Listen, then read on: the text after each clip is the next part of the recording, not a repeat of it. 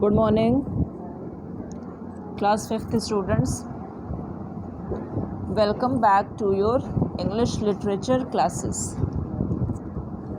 So class 5th, in this class we are going to do a new chapter from the book of English literature. Okay, तो बच्चों हम लोग क्या पढ़ेंगे? हम लोग पढ़ेंगे आज लेसन नंबर 5 इन English literature. चलो. So to study lesson number 5, you should open the book and come to page number 24. 24. Okay. So lesson number 5 का नेम क्या है बच्चों? The works of God. THE the WORKS works OF of और GOD God. The works of God.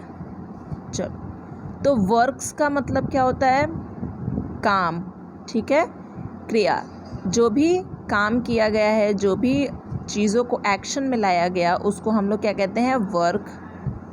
और GOD God मने भगवान, है ना, सबसे जिसको हम लोग सुपर नेचुरल पावर कहते हैं कि मतलब गॉड में जो है, भगवान में है इतनी शक्तियाँ हैं कि जिसका इंसान पता भी नहीं लगा सकता है. ठीक है, he is the most powerful, वो सबसे शक्तिशाली हैं. तो ऐसे एक हम लोग आइडेंटिटी को क्या कहते हैं? भगवान का नाम देते हैं और उसको हम लोग गॉड कहते हैं, भगवान. ठीक है, तो यहाँ पे आपके चैप्टर का नेम है द वर्क्स ऑफ गॉड, मतलब भगवान के द्वारा किए गए कार्य. ठीक है, तो इस आप लोग ये एक पोयम है. ठीक है, ये किसने लिखा है? पेज नंबर 25 पे लिखा है. किसने लिखा है ये poem? C.F. Alexander. Who has written this poem? C.F. Alexander. C.F. और Alexander की स्पेलिंग पढ़ लो, याद कर लेना. ALEXANDER Alexander. ओके, तो चलो हम लोग पढ़ेंगे ये पोयम और हम लोग जानेंगे कि इस पोयम में भगवान ने जो भी कार्य किया है, the works which has been done by God are illustrated in this poem and we shall study that. Okay, क्या लिखा है? समरी आपका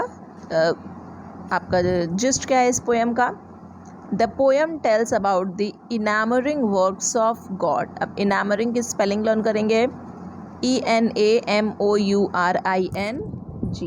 इनामरिंग. इनामरिंग मतलब बच्चों कि बहुत ही सरप्राइजिंग टास्क, ऐसी चीज़ें जिनको देख करके हम एकदम आश्चर्यचकित हो जाते हैं, वो अपने आप में एक बहुत ही ज़्यादा वंडरफुल काम है. तो the poem tells about the enamouring works of God. तो इस पोयम में हम लोग क्या पढ़ेंगे कि भगवान के द्वारा जो भी ऐसे ऐसे कार्य किए गए हैं उनके बारे में पढ़ेंगे. जैसे कि भगवान ने इस सृष्टि को कैसे बनाया है, इस अर्थ को कैसे बनाया है, ठीक है, इस प्लैनेट को कैसे बनाया, इस पे इतने सारे अलग अलग तरीके के लिविंग बीइंग्स,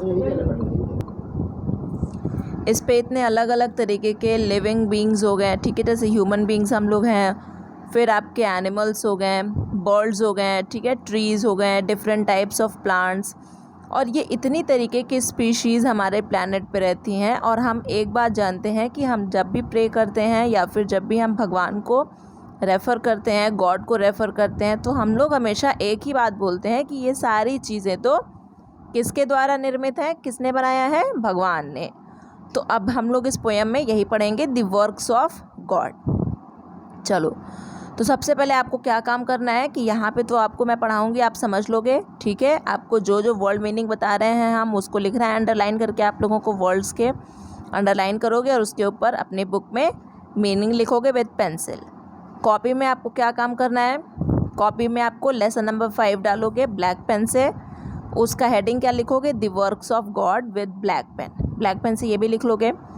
फिर आपका जो लेसन के लास्ट में जो वोकैबलरी होता है ना, एनरिच योर वोकैबलरी, उसमें जो वर्ड मीनिंग्स लिखी गई हैं, जैसे यहाँ पे आपको creature, bright, tiny, wise, wonderful, purple headed, green would, pleasant, ripe, almighty, ठीक है, इन सब चीज़ों के वर्ड मीनिंग को दिया गया है। तो सबसे पहले आपको वो लिखना है अपनी कॉपी में, ठीक है। उस कॉपी में क्या करोगे आप, जैसे कि आपका वर्ड है क्रिएचर, तो उसको लिखोगे ब्लैक पेन से, और उसकी मीनिंग लिखिए एनिमल, उसको लिखोगे ब्लू पेन से, ठीक है। ये एनरिच्ड वोकैबुलरी आपके चैप्टर के लास्ट में दिया रहता है। आप लोग ऑलरेडी 4 चैप्टर्स कंप्लीट कर चुके हो, तो ये सारी बातें आपको पता है। चलो, और बच्चे जो इस फिगर को बनाना चाहेंगे वो इस फिगर को उसी लेसन नंबर के एक तरफ वर्ड मीनिंग लिख लिया और एक तरफ इस डायग्राम को भी बना सकते हैं। जैसे कि ये जो बच्चे यहाँ पे दोनों हाथ जोड़ करके भगवान से प्रार्थना कर रहे हैं, और पीछे देखो हट्स वगैरह, ये हट है और पीछे माउंटेन्स हैं, सन है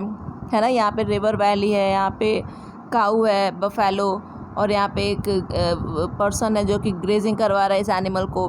तो अपने हिसाब से जैसे भी आपको, अगर आपको फिगर बनाना पसंद है, अगर आपको आर्ट में इंटरेस्ट है, ठीक है, तो आप कॉपी में बना सकते हो। और अगर किसी बच्चे को नहीं बनाना है तो कोई ज़बरदस्ती नहीं है, लेकिन जो बच्चे बनाएंगे उसके लिए अच्छा ही होगा, क्योंकि आप लोग घर पे बैठ के बोर हो रहे हो ना, पढ़ाई आजकल स्कूल तो आ नहीं पा रहे हो, तो घर पे बैठ के अगर ये सब बनाओगे तो आपको पढ़ने में और अच्छा लगेगा और एक अलग अच्छी तरीके की फीलिंग आएगी आपके अंदर, क्योंकि अभी आप छोटे बच्चे हो। अगर आप कलर्स के साथ खेलोगे तो आपको अच्छा फील होगा। चलो, तो ये सारी कहानी हो गई। अब हम लोग पढ़ेंगे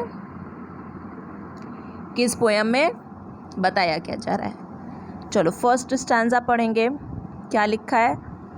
all things bright and beautiful, all creatures great and small, all things wise and wonderful, the good God made them all. क्या लिखा है? all things bright and beautiful. all मने सब, things मने चीज़ें, bright मतलब चमकदार, and मतलब और beautiful मतलब खूबसूरत। तो क्या लिखा है, क्या बोल रहे हैं ये जो आप ही के तरीके से बच्चे हैं यहाँ पे, एक छोटी लड़की और एक छोटा लड़का है, ये भी क्लास 5th में पढ़ते हैं। ये दोनों हाथ जोड़ करके भगवान से प्रार्थना करते हैं, और उनके जो भगवान ने काम किया है, जो भगवान के, मैंने अभी आप लोगों को बताया कि जो भी भगवान के द्वारा निर्मित की गई चीज़ें हैं उनके बारे में हमें बता रहे हैं। तो क्या बोल रहे हैं ये दोनों बच्चे? All things bright and beautiful. ये सभी प्रकार की चीज़ें बहुत ही ब्राइट हैं, बहुत ही चमकीली हैं। अब चमकीली मतलब ये नहीं कि वो ग्लिटर के तरीके से चमक रही है, उसका चमकना मतलब अपने आप में वो बहुत खूबसूरत है, ब्यूटीफुल है, ठीक है। All creatures great and small, और ये सभी क्रिएचर्स, जो भी जीव जंतु हैं हमारे पृथ्वी पर, हमारे प्लैनेट पर, चाहे वो बड़े हों, ग्रेट मतलब बड़े, चाहे स्मॉल चाहे वो छोटे हों। All things wise and wonderful, और भी जो क्रिएचर्स हैं, चाहे वो जो भी चालाक, वाइज मतलब चालाक, क्लेवर, जो भी क्लेवर क्रिएचर्स हैं और जो भी वंडरफुल क्रिएचर्स हैं। All things wise and wonderful मतलब जो भी क्रिएचर्स, मैंने बताया ना, वाइज मतलब क्या हुआ? क्लेवर, चालाक हैं, और बहुत ही वंडरफुल हैं, अद्भुत हैं अपने आप में, ठीक है। The good God made them all. तो ये दोनों बच्चे क्या कह रहे हैं कि जितनी भी इस दुनिया में चीज़ें हैं, जितनी भी खूबसूरत, जितने भी प्राणी हैं, जो भी चीज़ें हैं, चाहे वो ब्राइट है, चाहे वो ब्यूटीफुल है, चाहे वो ग्रेट है, चाहे वो स्मॉल है, चाहे वो वाइज है, चाहे वो वंडरफुल है, the good God made them all. ये सब किसके द्वारा बनाए गए हैं? किसने बनाया है इन सारी चीज़ों को? तो भगवान ने गढ़ा है इन सारी चीज़ों को। बच्चे ये हमें बता रहे हैं। चलो, तो फर्स्ट स्टैंजा समझ में आ गया, आगे बढ़ेंगे। क्या लिखा है सेकंड स्टैंजे में? Each little flower that opens, each little bird that sings, he made their glowing colours, he made their tiny wings. ठीक है, ईच मतलब हर एक, ठीक है, लिटिल मतलब छोटा, फ्लावर मतलब फूल, दैट ओपन्स मतलब जो कि खुलता है। जैसे कि आपने देखा है ना,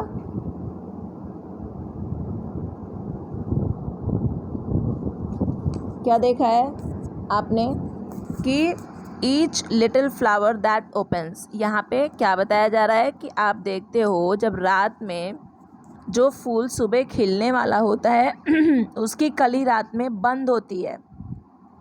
है ना। जो कली आप देखते हो उसके पेटल्स अपने आप में क्लोज्ड होते हैं। एक क्लोजिंग फिगर की तरीके से हमें फूल दिखाई पड़ता है रात में। लेकिन जब हम सुबह सो कर के जब उठते हैं और हम बाहर जा कर के अपने गमलों का फूल देखते हैं तो वो फूल सुबह खिल गए होते हैं, उनके पेटल्स बाहर आ जाते हैं और वो बहुत ही खूबसूरत लगते हैं देखने में। ऐसा क्यों होता है? उनके पेटल्स क्यों खुल जाते हैं सुबह और क्यों शाम को बंद होते हैं? देखो, पेटल्स सुबह तब खुलते हैं, फूल तब खिलते हैं जब उन पर सनलाइट पड़ती है। जब उन पर तो क्यों खिलते हैं? सुबह फूल क्यों खिल पाते हैं और रात में क्यों नहीं खिल पाते हैं?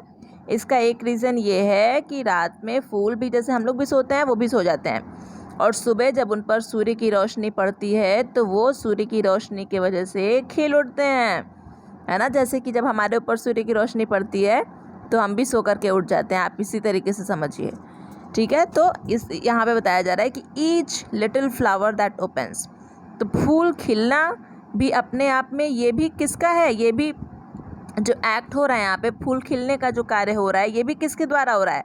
भगवान के द्वारा। This is also the act of God. Each little bird that sings, हर एक छोटी चिड़िया जो कि गाना गाती है, ठीक है। जब सुबह सुबह आप उठते हो स्कूल आने के लिए तैयार होते हो तो देखते हो कितने आवाज़ें आती हैं चिड़िया की, है ना। कू कू और भी बहुत तरीके की, चाँव चाँव तरीके की बहुत आवाज़ें आती हैं चिड़िया की। तो अगर सुर में वो जब बोलती हैं तो हम लोग क्या कहते हैं कि ये बर्ड क्या कर रही है? सिंग कर रही है, गा रही है ना, गाना गा रही है। तो बच्चे यहाँ पे दोनों हमें क्या बताने की कोशिश कर रहे हैं? देखो, ये एक लड़का है और एक लड़की है, ये एक बॉयज़ सेक्शन का है, 5th बी का है, और ये लड़की जो है 5th ए की है, ठीक है। अपना अपना नाम आप लोग यहाँ पे रख लेना।